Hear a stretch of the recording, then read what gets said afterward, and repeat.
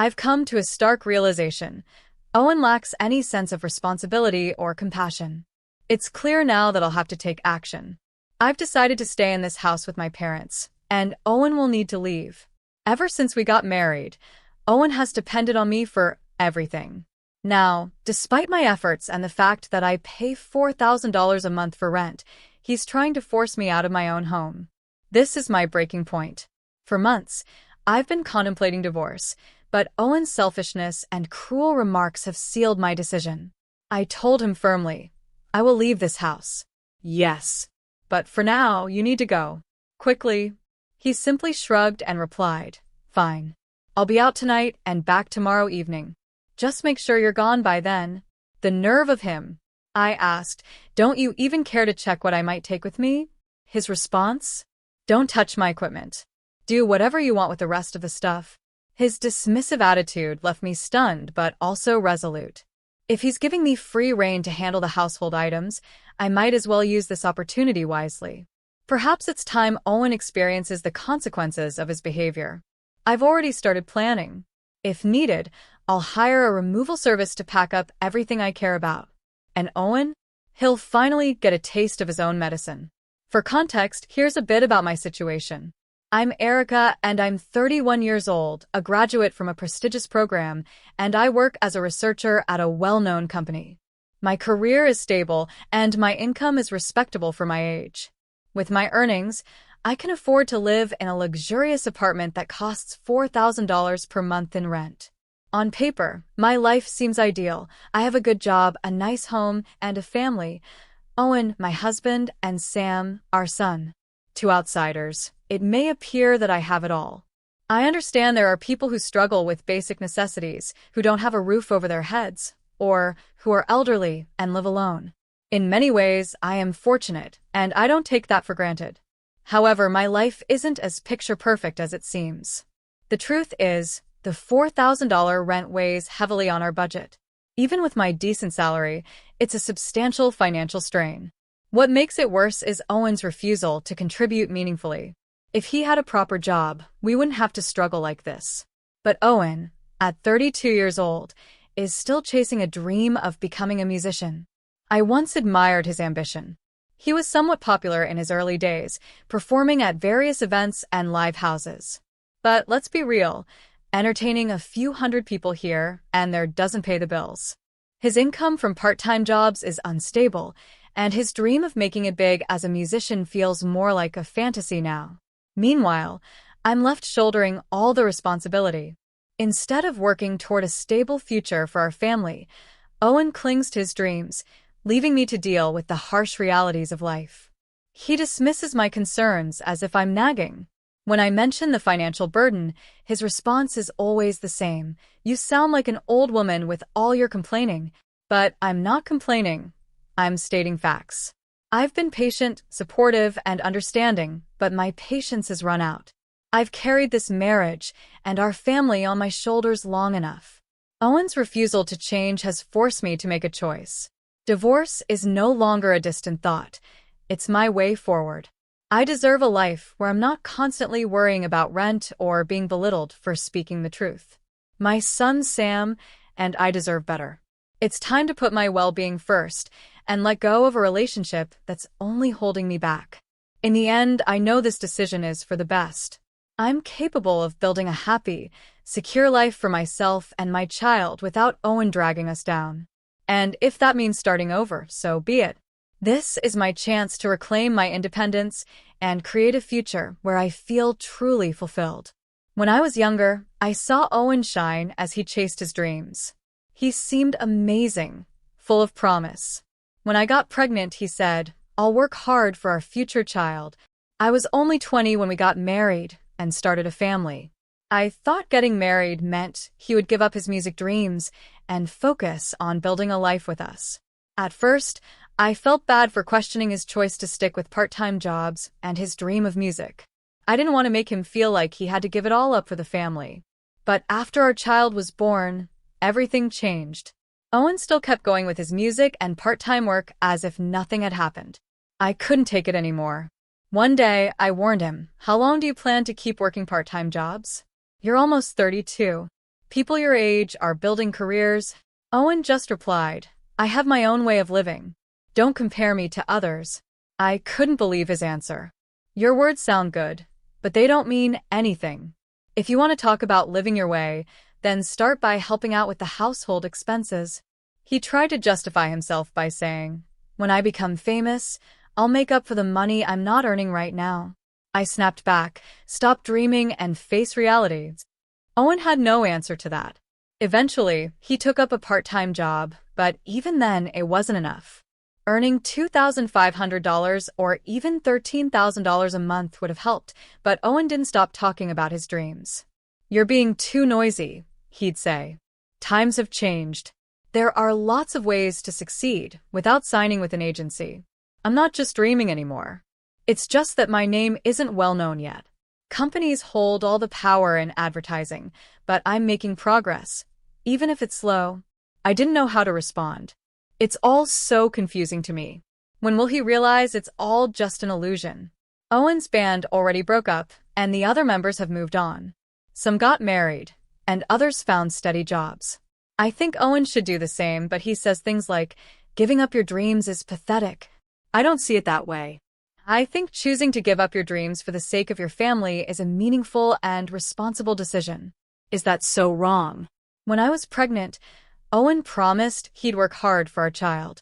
But now I see what he really meant. He'd keep working hard at his music career. I keep hoping that as our child grows, Owen will finally face reality. Did you buy expensive clothes again? I asked. Looking good is important for my job, he replied. I couldn't believe it. He hasn't made a single dollar from music yet, and here he is talking like he's a star. It's been 11 years since our child was born, and Owen is still working part-time. Now, at almost 32, he spent years chasing his music dreams without any real success or achievements. Instead of earning money, he spends more and more on expensive clothes and music equipment. I wish you'd spend less on those things and contribute a bit to the household, I told him. You can't satisfy hunger with pretense, he snapped back. These things are necessary for me. Because of his attitude, we argue a lot. We try to have these discussions when our child isn't home or moved to another room, but the apartment is small, so he often overhears us if we raise our voices. That's one reason we're considering moving to a bigger place. As our son, Sam, grows, this apartment will only feel more cramped. Hey, Sam's 11 now, and this place is getting too small. Should we move? I asked Owen. Yeah, he said.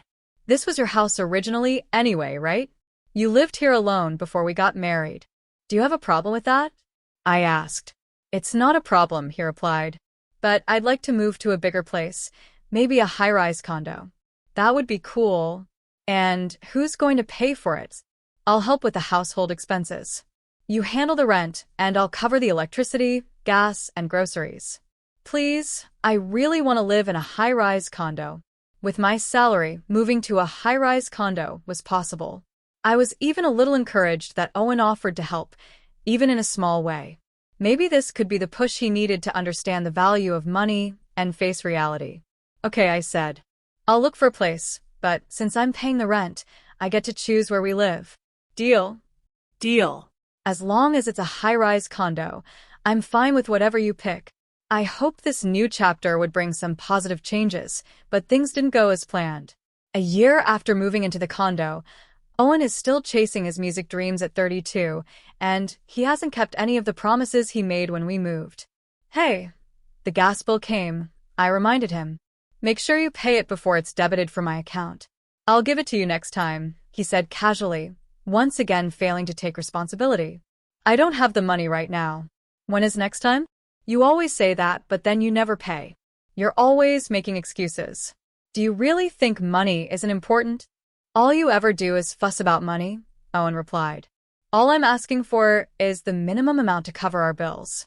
Why should I have to keep scolding you about this? I said.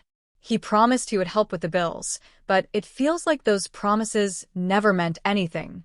Thankfully, I set up direct payments from my own account for important expenses like electricity and gas. If I hadn't, Owen might not have paid them at all. Every now and then, though, Owen does leave some money behind. Once, I found $100 on the living room table while he wasn't home. It wasn't even close to enough, but I thought maybe he was embarrassed to give it to me directly. For a moment, I wondered if this was his way of showing he cared. Maybe he was trying to be considerate? I quickly realized I was wrong. I still hadn't received a share of the electricity bill for the month. I do pay sometimes, don't I? Owen argued. It felt like he only gave small amounts of money to make himself feel better about not contributing. And then there were the lies. One day, he said, I want to take my parents on a trip. Can you lend me some money? How much do you need? I asked. $100 should be enough, he replied. I handed it over. But deep down, I knew he wasn't taking anyone on a trip. Owen has a habit of lying when he wants pocket money. I know this, and he knows I know, but we still go through the motions. He probably uses the money to treat his friends or show off. Meanwhile, the rent for our high-rise condo is $4,000 a month. It's been this way for 5 years, and I've been struggling to cover it. I thought moving here might inspire Owen to take work more seriously, but he keeps letting me down. I can't save any money in this situation. I'd much rather use the money for something meaningful, like our child's future or retirement. I've thought about divorce before, but now I'm starting to think seriously about it. Then Owen said something that made my decision clear. Hey, we have an unused room, right? I was thinking of clearing out the unused room and making it a space for my parents. What do you think? Owen asked. A room for your parents? Are you saying they'd move in with us? Why are you suddenly bringing this up? I asked, surprised. My parents are getting older. We can't just leave them alone, Owen said, trying to sound noble. But I know Owen. He always talks big, but he can't follow through. Who does he think is paying the $4,000 rent for this high-rise condo? I'm also the one covering all the living expenses and our son's education. The idea of being forced to live with my in-laws on top of all this is completely unacceptable. I'm against it, I replied firmly. Don't answer so quickly. Think about it for a while, he said. I have thought about it. My answer is no, I said again. Why are you being so stubborn? What's wrong with taking care of your parents? Are you telling me to abandon mine? You're heartless, he snapped. To someone just listening to this conversation, I might sound selfish, but that's not true. The problem isn't his parents, it's Owen. If his parents move in, I know exactly what will happen. Owen will dump all the responsibility of taking care of them on me. I'm already doing everything for this household. I cannot, and will not take on even more. I will not live with your parents, I said firmly. Owen glared at me. I see how heartless you are. Fine.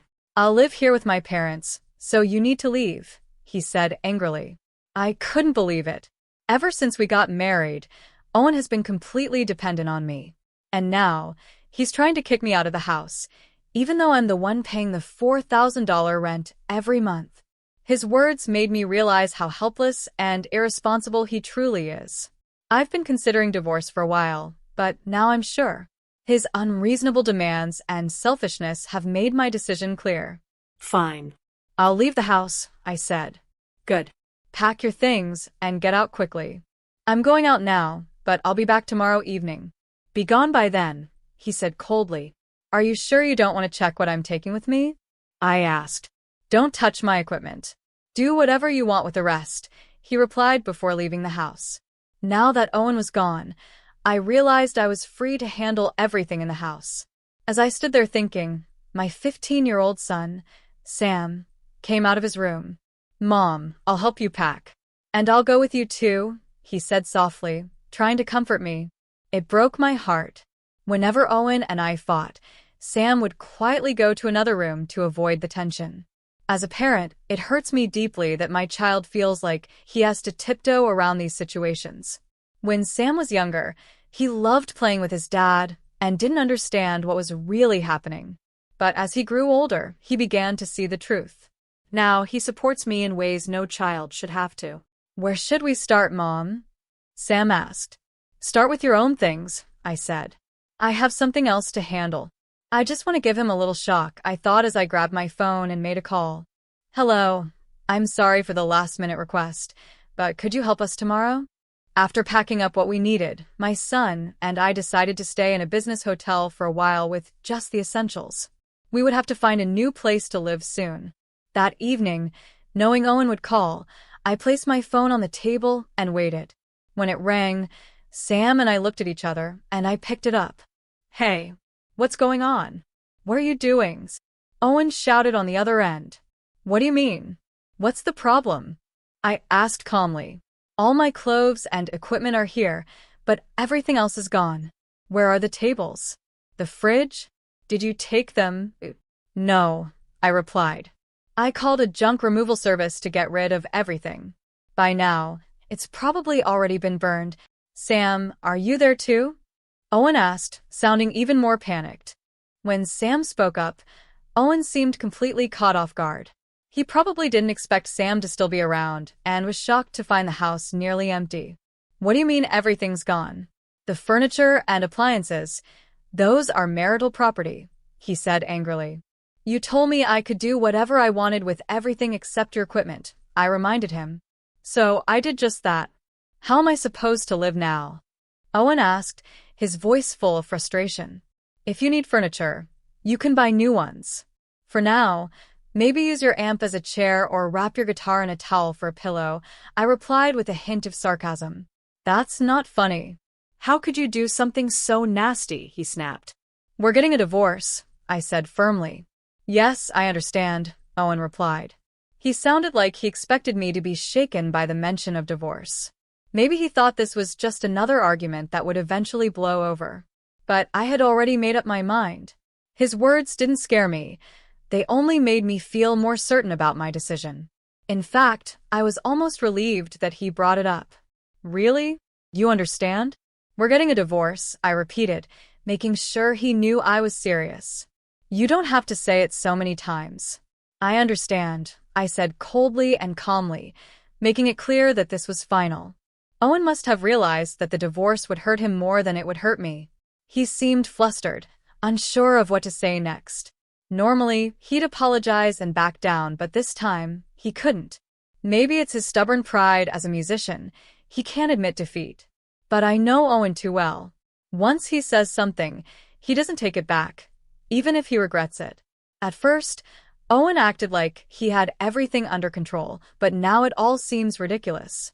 "We'll talk about the details of the divorce later," I said. "You're planning to live in this house with your parents, right? Should I go to the real estate agent first to update the contract?" Owen hesitated. "Yeah, but if the contract is changed to my name, the divorce can't be undone." "This is your chance to apologize," he said, his voice shaky. It felt like a weak, last-ditch attempt to stop what was happening. Maybe he thought my decision to get rid of the furniture and appliances was part of some master plan to force a divorce. But after 15 years of frustration, my feelings weren't going to change so easily.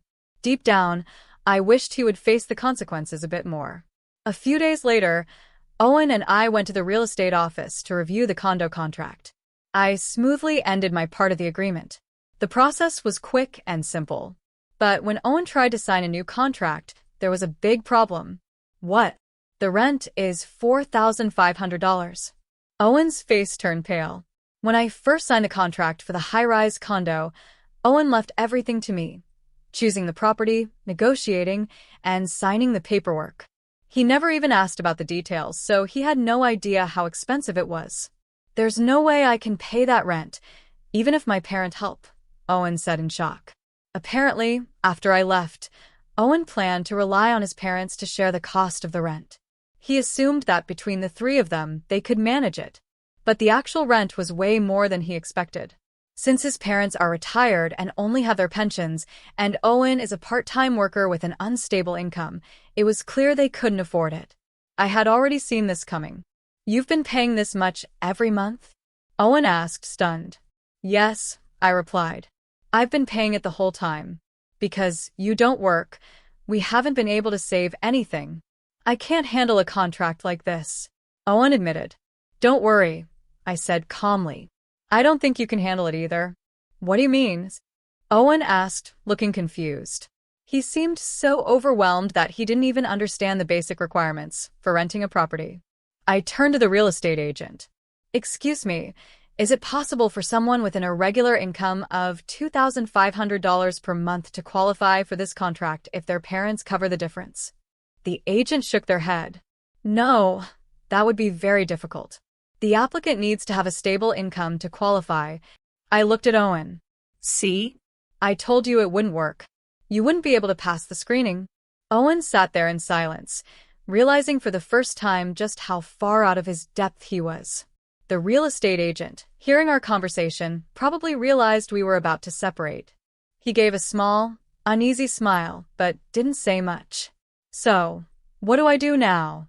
Owen asked. If you can't sign the contract, you have no choice but to leave, I said. There's no other option since I've already canceled my part of the contract. Owen looked shocked. Wow, you've done something ridiculous again. Owen, who likes to call himself an artist, doesn't have much self-esteem, but he loves to show off. This situation must have been a huge embarrassment for him. With his low income, our pending divorce, and now being outsmarted by me in front of the agent, his face turned red and sweaty like he had just run a marathon in the middle of summer. Ignoring Owen, I continued speaking to the agent. Since the contract can't go through, we'll need to move out right away, correct? I'm sorry for the trouble, but we don't have much left in the house. It's mostly just clothes and music equipment. It shouldn't take long to clean up. Can you guide me on the procedures for moving out? Owen interrupted. You knew I didn't understand the rent or the conditions of the house, and you still went ahead with all of this. What do you mean? I asked if you wanted to review the contract, and you said you'd handle it yourself, I replied. Whether you knew about my income or not, I thought there might still be a way to make it work. Owen said, clearly frustrated. Don't be ridiculous, I said calmly. I'm not leaving, Owen insisted. If you don't leave, I'll have to call the police, I replied. I don't know all the legal details, but you could be sued for trespassing or refusing to vacate. And since this isn't my property anymore, the real estate agency or the owner might get involved. It could get messy if a company reports it. The agent looked increasingly uncomfortable as Owen stood there in silence. You don't want to embarrass yourself any further, do you? Go home and pack your things, I told Owen. Without another word, Owen left the real estate office. I turned to the agent. I'm sorry for all the trouble. The house will be empty soon. If anything is left behind, I'll take care of disposing of it. Later, when the agent and I went to the condo, it was already empty. To apologize for the awkward situation and any inconvenience caused, I brought some sweets to the real estate office. The process itself went smoothly, but I could tell the agent was still a bit confused by everything that had happened. I'm truly sorry about how things turned out, but this situation brought the dreamy musician back to reality. Now, he has no choice but to face the real world. After he left the house, our divorce was officially finalized. Since neither of us had much money, me spending most of mine on rent and him barely earning anything, there was no argument over dividing assets. My son decided to stay with me.